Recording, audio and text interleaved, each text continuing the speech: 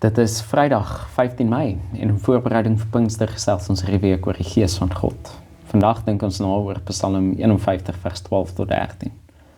Skep 'n rein hart vir my, o God. Vernuwe 'n bestendige gees in my binneste. Moet my tog nie wegdryf uit u teenwoordigheid nie. En moet u Heilige Gees nie van my wegneem nie.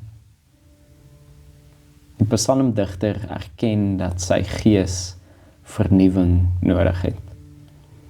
Hoewel alles wat bestaan die Gees van God as die bron van al bestaan het, is daar 'n bewustheid in die Ou Testament dat ons gees uit ritme kan wees met God se gees. Dat die lewensasem wat God ons gee misbruik kan word en dat mense die vermoë het om buite God se wil te leef. Saam met hierdie bewustheid is daar 'n hoop en 'n verwagting dat God se gees weer ons gees kan nuut maak. Waar het jy vandag vernuwing nodig? Waar het jy hoop verloor of voel jou gees teneergedruk?